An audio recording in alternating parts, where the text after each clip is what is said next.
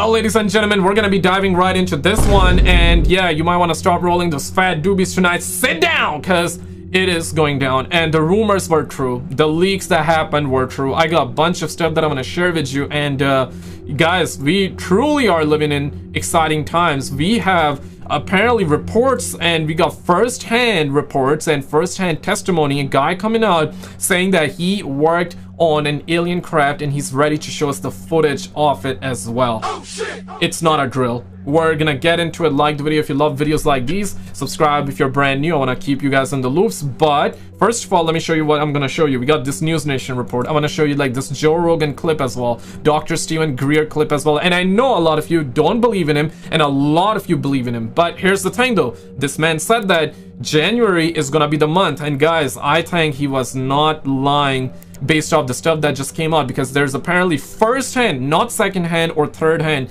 first-hand account. We have a first-hand witness coming forward, says that he worked on an alien craft and he's ready to also show us the footage. Oh, shit. And they have confirmed the date and the time when it's releasing. Now let's hope that nothing's bad gonna happen, because you know, stuff like that has happened a lot in the UFO community and in the UFO news. What am I talking about? Let's actually get into it.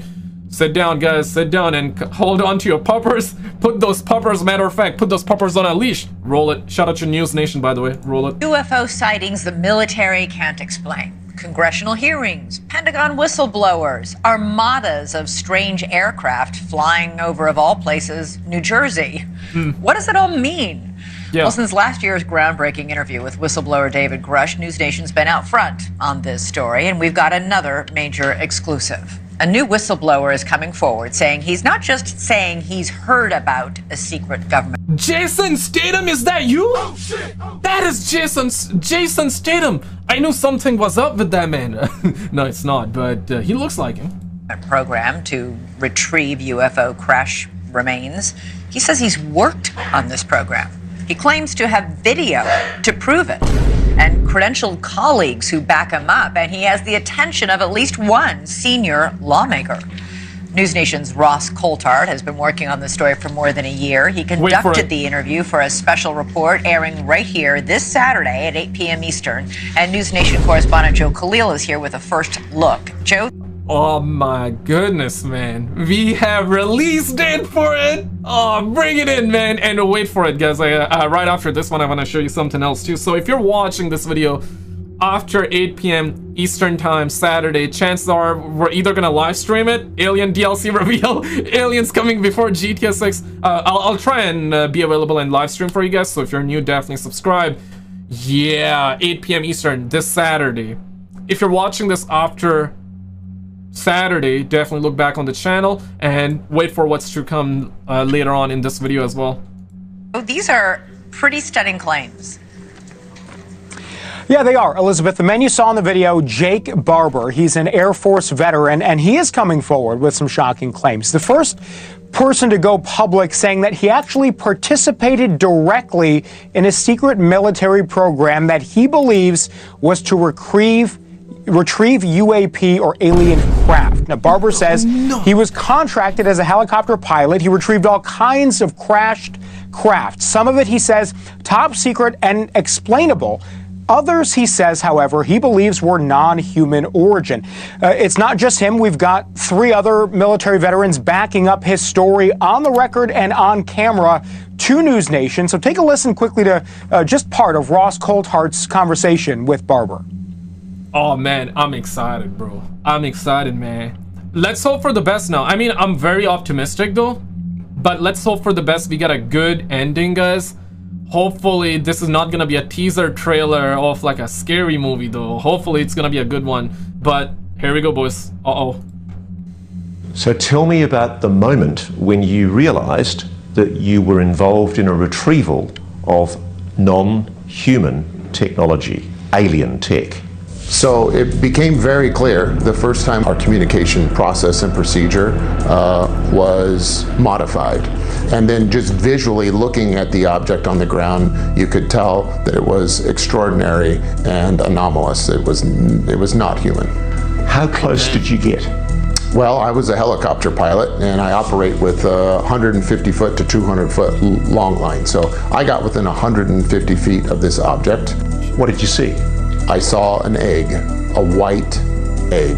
Was there any visible propulsion system on it? No, not what we would know. There's no engine, there was no thermal signature. I was operating. UFO whistleblower saw white egg object. I'm a believer in the topic. If you guys have been following the channel, you know I'm a believer that we're not alone, right? Mathematically speaking, it's just impossible, right? But an egg-shaped UFO. Have we heard anything about an egg-shaped UFO before? I don't think we have. I don't think we have. And yeah, it seems like that he really saw something, bro. He really saw something. Oh man, I feel like a kid right now, bro. I feel like a kid right now, man. This is exciting times we're living in, but at night when I finally came in to pick it up. So I'm working under night vision goggles at the time. And it was quite clear. I flipped them up, flipped them down, and looked at it a couple of different ways. How did you know that that egg-shaped object was non-human in origin? Well, visually, after seeing all kinds of things in my past, it was clearly something that was ridiculously looking. It's inconsistent with anything I'd ever seen before. I can also tell you that the reaction by my team, we all knew we were dealing with something extraordinary. And at no stage were you ever subsequently told that the craft was of non-human origin? I will tell you that during this process, over the last couple of years, it's been confirmed to me by ranking members of the UAP task force that what we were working with that night was in fact NHI, and it was not a unique experience. holy. So far, wait for it, I got other stuff that I want to share with you as well. So far, yeah, okay, so friendly or not so friendly or not so friendly. We want to know, right? Is it time to lock yourselves in the basement because they are here? Or is it, hey, come on in, brother, bring it in. They are here, yes, but it's not so bad after all. Right, what are we talking? Or you guys think that this is just false, this is a baloney, where it's psyop, it's fake alien invasion, part of fake alien invasion? What do you believe? Because yeah, here's the thing, right? Dr. Stephen Greer, whether you believe it or not, that's cool, and I think it's fair because we're talking about yeah, jokes aside though, we're talking about extraordinary stuff. Two of the biggest questions in the universe is, are we alone in the universe, or and also what happens after we die? And this is one of those, right? One of those questions, and it's massive. It is massive. So holy smokers, it ain't no jokers, right? And Stephen Greer, whether you want to believe it or not, that's up to you. But extraordinary claims requires extraordinary evidence.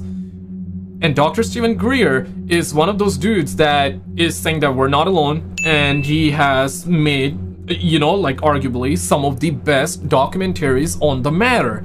Even if you're not a believer, I highly recommend you check out Unacknowledged, because it's a very good documentary, first of all. And secondly, it does show, yes, it does show a lot of really good proof about the fact that we're not potentially alone. Potentially there's life out there. And he also does claim that they are not bad. The government wants like a fake alien invasion. That's the narrative. Like Lockheed, Skunk Works, they are reverse engineering their technology. And it's essentially they are promoting the PSYOP and the fake alien invasion. That's the narrative. And he is basically against that. He wants a good ending. He wants a real disclosure, which if that's true, I can appreciate that, I can respect that. And now he is putting together this entire thing, and allegedly all of these, not allegedly, but the whistleblowers are, you know, coming together as one right now, and he's putting together a team. He's bringing all of them forward, especially the ones that worked on these projects, and they're now gonna put out like footage as well alongside the claims. And essentially this is gonna force the hand of the government to perhaps then officially reveal it, or have another Congress hearing. How many times we've had Congress hearings, right? I lost count. But it's a good thing though. It's a good thing that something is being done. Now the normies are waking up. That's true as well. The normies are waking up. But the normies still want to know about this subject from the government. even though the normies, most normies are like, when I say normies, it means like general people. That's like the slang term on the internet. Possible NASA leak footage. Sheesh. If real, right? Holy smokers, it ain't no joke. Because I wanted to put like some UFO videos in the background while we talk about it, and I want to also play you another clip too. Yeah, insane, man. Insane times we're living in. But the normies, they want to know the official stuff, officially from the government, even though they're like, hey, the government lies, and the government truly does lie. But till we have information from the government, and truth be told, to be fair though, like the government did say that UFOs are real, right? They said that years and years ago, but it's not enough. It's never enough. People want to see the actual videos. And you know what? The day we have the videos, people are gonna be like, hey, we want to actually see it by our own eyes. Fair. Like, I'm part of that gang too. Hey man, I want to see it too with my own eyes. And yeah, till that happens, I don't think much gonna be done. But if you're a believer, you're a believer. If not, well, I think this is just gonna be more food for thought. Yeah, I mean, I'm looking at this from an optimistic lens. Any progress is good progress in this field, so more information, the better. I should say more, scratch that part. More real information, the better. Yeah, okay, let's actually get down to this Joe Rogan clip. Roll it. And oddly seems to be the case that it's like primarily happening in the United States. Like if you look at the difference between the UFO sightings around the world and the UFO sightings in the United States, we're locked in. We're locked in. I said this to you last time, I think. Yeah. Yes, When you yeah. asked me what do I think of aliens, I was like, I would find it a lot more credible if it wasn't all in North America. But also, as an American, I have to say, it's probably because we're the shit. And if I was an alien, what am I gonna do? Go to Czechoslovakia? Get the fuck out of here. I'm gonna go check out San Francisco. Like, look at all the shit in the streets. Right. Look at all the needles. These people are crazy. I think there's probably both things going on. I think there's probably some sort of extra dimensional possibility that I think occurs during psychedelic drugs and during certain states of altered consciousness. Like DMT, Rogan. How many of you have ever done DMT? I heard a lot about it, but never done it. And I believe last time I checked, they also made DMT illegal when it was not. And we, us the humans, we also produce DMT in our minds naturally, although it's not, I guess, too much. And the claims are, for those of you that do not know, it's a psychedelic drug. And essentially people that do it, they experience something. And you know what's shocking is that, and this has been documented by a lot of people, so it's not like just one guy did it and we're believing one guy. A lot of people that have done it, they claim that if they were put in a room together, let's just say 3 people were together and they've done DMT together, they would have a trip. When I say trip, you know, like people that do drugs, yeah, people that do drugs, they always have those trip, and this is why they want to keep on doing it because they feel that high. This with the psychedelic, with the DMT, it's different. It's claimed. So let's just say 3 people do DMTs together, and they are on a trip. They are thrown somewhere else. Of course, they're physically here, but they get thrown somewhere, and when they are back to normal state, all 3 of them would describe the exact same experience. Oh, shit. Oh, shit. And that's the part that's freaky, because usually if you're high on drugs, or I don't recommend you do it, but people that do it, they say that everybody has a different experience, right? Everybody has a different experience. But with this DMT thing, if you're in a room together and you do it, it's like, hey, everybody having like the same kind of like experience, which is weird. And secondly, people that do it, they claim that they have a new definition of life, and they have like bigger, they're enlightened, as though they are enlightened, which is insane. And the next question to that, and the only thing that we don't know about it, is it your mind producing that DMT? Once you take it, then it enhances your brain and it produces even more DMT, so therefore you're experiencing that. Is it that, or do your spirit goes in another realm? That's the part that we don't know yet. And surely, as you guessed it, they made DMT illegal. So yeah, if you had experience with the DMT, feel free to share it. I had never done it, but this is something that people talk about, so I wanted to actually bring it up really quickly and keep it part of the discussion. But that I have a feeling you're tuning into something that's not always available, but probably is always there. And then there's probably a physical element of things coming here from somewhere else, because we do that. It just seems so duh.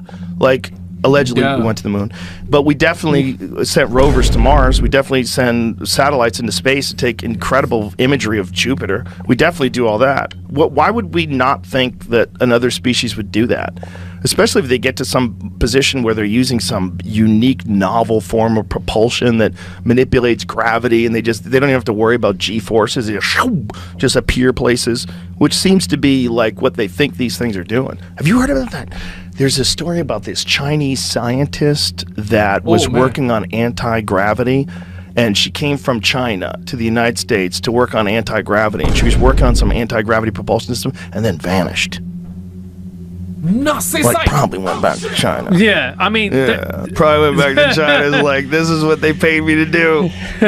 Yeah, I mean, there's a lot of people who vanish in China. That's the thing, but I don't think she vanished. She vanished from the United States. I think she went back to China. Oh, what? And took the secrets with her? I think that's the worry.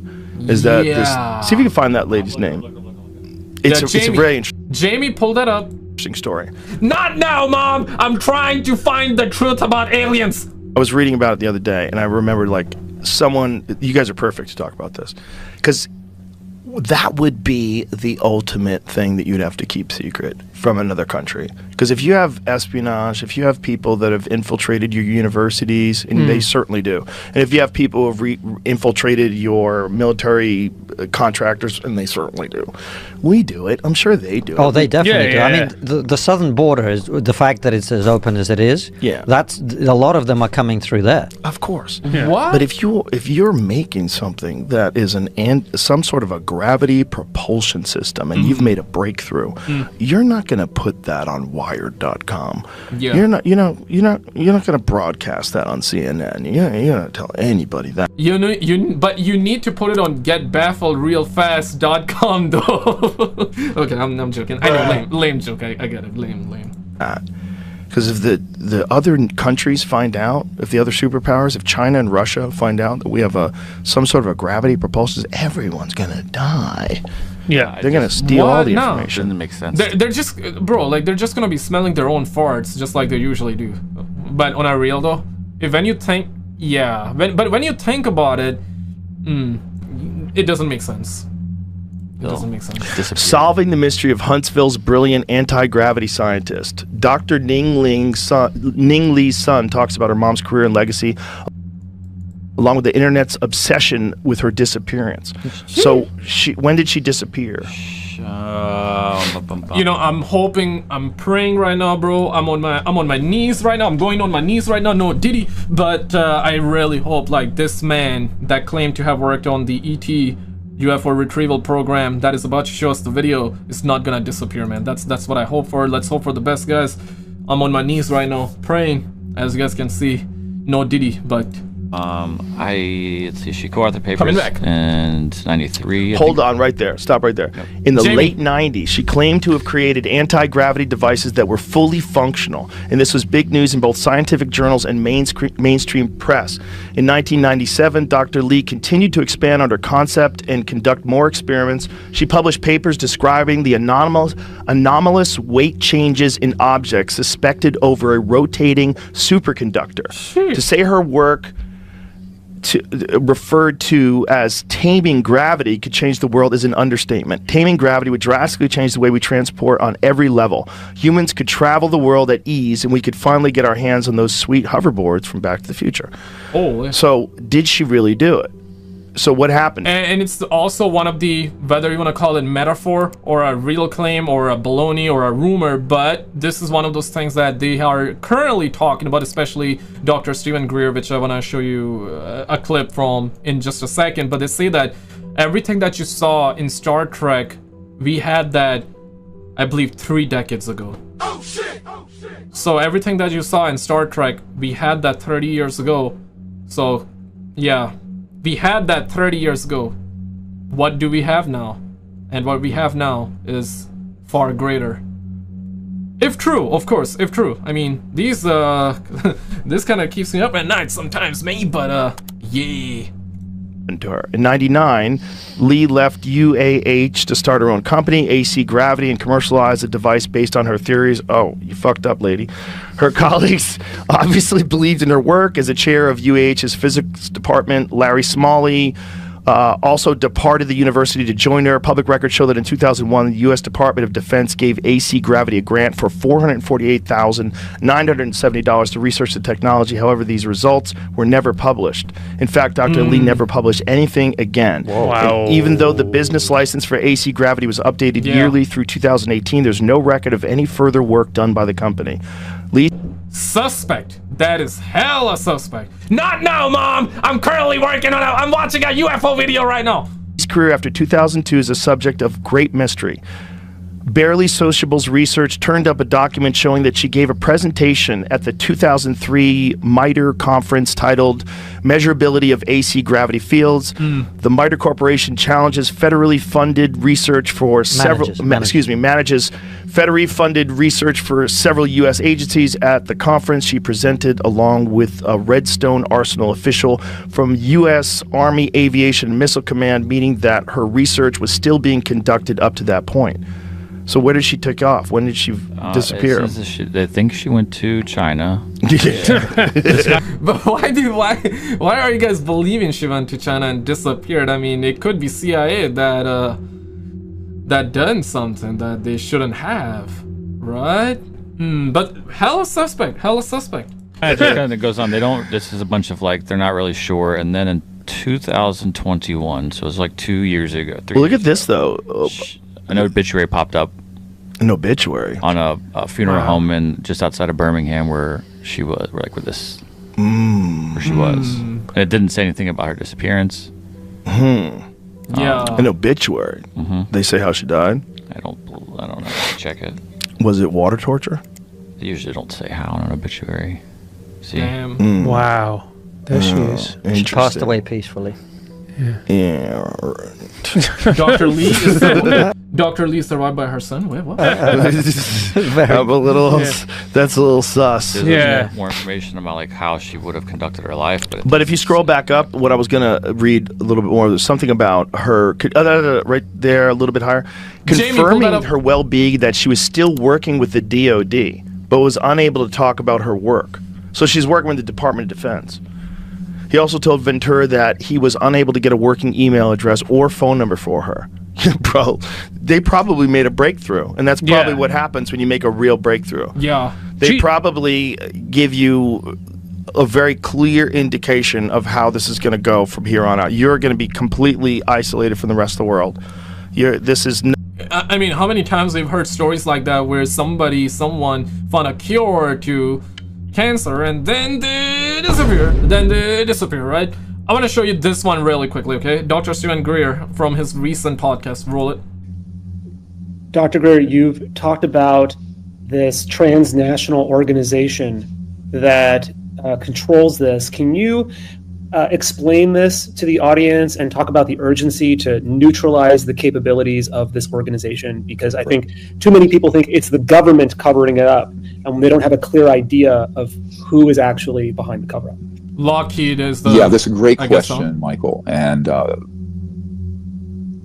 you know, one of the thing that tilted my life's axis was December 13th, 1993, when I had a prolonged meeting with the director of the CIA, for Bill Clinton, R. James Woolsey. A meeting he subsequently denied happening because, well, my commentary on that is you don't want to hear it. But, you know, it's Washington, and it's lawyers and politicians and what have you. And everybody knows what that means. So, but as a consequence of that personally, what I realized is that the constitutional government of we the people, its president, most of its elected officials, except for a few devils that are in there who are on the payroll of this covert group, really know nothing about the subject. In fact, I would say that all of you who've seen the documentary Unacknowledged knows more than most of the members of Congress and most people in the White House on this subject. And that is a tragedy, and it's dangerous. So the organization that... No, I've seen like a lot of Dr. Stephen Greer stuff, right? Maybe he's gonna say it, but if he does not, I'm just gonna simplify it. According to him, he's making like this very big claim that the Pentagon basically the Pentagon, they don't know much. They are, when they say they are like researching UFO, they actually are. They are researching, but they just don't have all the answers. It's like the Lockheed, the Skunk Works, you know, the Black Ops, the CIA, you know, the deep dark operations with limited amount of people. They have most amount of knowledge, and they are the ones that kept the secret for decades and decades, and they have that technology reverse engineered and all that. That's like the claim. The government on the front lines, they don't know much. Of course they know, I mean, they have said that, yeah, they have declassified stuff, but it's like they still don't know much, is the claim thrown around. Deals with this is not just US. It is actually a transnational criminal organization that's highly covert. And that is a fact. Not a conspiracy theory, it's a fact and proven in any court of law. And I want to remind people, one of our early disclosure project witnesses who appeared at the National Press Club in 2001, almost 24 years ago, right before 9/11, is a man named Carl Wolf, who is since deceased. He, in 1968, was at Langley Air Force Base, at a national security agency compartmented operation, where they were analyzing the early digital images coming back from the moon, from the lunar orbiter that went around the moon. Context, that man claimed that the man that just that passed away, right? He claimed that NASA did found, and they have images of the backside of the moon with actual alien structures. Oh shit! Oh shit! Yeah, and he also did say, the guy that passed away, he also did say that he's willing to go under oath and say the same thing that he said during that conference, which was, once again, NASA. They actually went to the moon, allegedly. Whether you want to believe it or not, that's up to you. What we're hearing is that the videos that we saw, they were fake because they could not show, right? That's like another conspiracy theory. But yeah, they have images of the backside of the moon, and there were structures. It's like, you know, it's like the airport for these ALMOs, essentially. Whether you want to believe it or not, that's up to you, but yeah. To map it before we landed a year later in '69. And he was called in to repair some equipment in this compartmented operation. He walks in, and you look at his testimony. It's up on our archive, our website, dpiarchive.com. And he says it was like a United Nations. There was people from all over the world in there, China, other countries that you'd tell those are our enemies. No, they were in a compartmented operation dealing with this. That was 1968. That was, how many years is that now? Sheesh. A long time. So, you know, going on 60 years, 57 years ago almost. And so when you think about that, extrapolate that data point from that whistleblower, and I've heard this from many others, and what you have to realize is that the organization running this is not only US, it's dispersed around the world and is embedded. It's a bit like a metastatic cancer. It's gone through the whole body politic of the world and have enough technologies and power and money and influence to maintain a corrupt enterprise. So this is why no president or Congress has been able to get this under control up till now. And the good news is that there are a number of people in those operations who want to come out. They want to defect. But it's by no means over. And this is why another part of what we've been doing, and I mean, this is in this, well, it's a big tome, but this is the new briefing document for the incoming administration in Congress. And it's the biggest one I've done. I've done them since Clinton in the 90s. But you know, I can appreciate that. I really, if all of this is true and it's not another psyop, I can 110% appreciate that, because initially, right, when we started hearing that we're gonna have a full-blown disclosure, yeah, a lot of people were excited and doubting it, and understandably, I mean, even I said that, bro. Like, I do believe we're gonna eventually get disclosure, but is it gonna be happening this month? I don't know about that one. But then, you know, just the other day, like I made a video on it, that this week Dr. Stephen Greer claims that we're gonna have a disclosure. And after seeing that, I was more like, hey, I don't think it's gonna be on a government. Yeah, you can watch that video back. I don't think that government is gonna do a disclosure. It's gonna be more like another whistleblower that he's gonna bring forward. And what we're hearing is that it's exactly that, but it's better. It's better than what I expected. Because I was expecting, like, okay, it's gonna be he said, she said kind of situation, which might still be the case, and in a way it's okay as long as we get real footage. Now that's the part that I was not anticipating, right? I was like, okay, it seems like that it's not going to be a full-blown disclosure on a government level, but what we're now hearing is that, yeah, this gentleman is gonna... It actually worked on the UFO firsthand.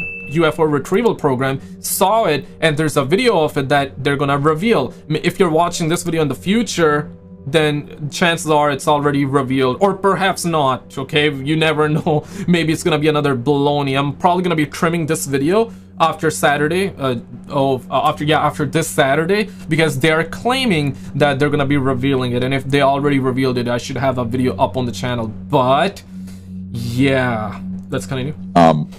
In it, there are a series of executive orders, and for the president, and recommendations to the Congress, and also there are versions of this for other heads of state elsewhere that we're briefing.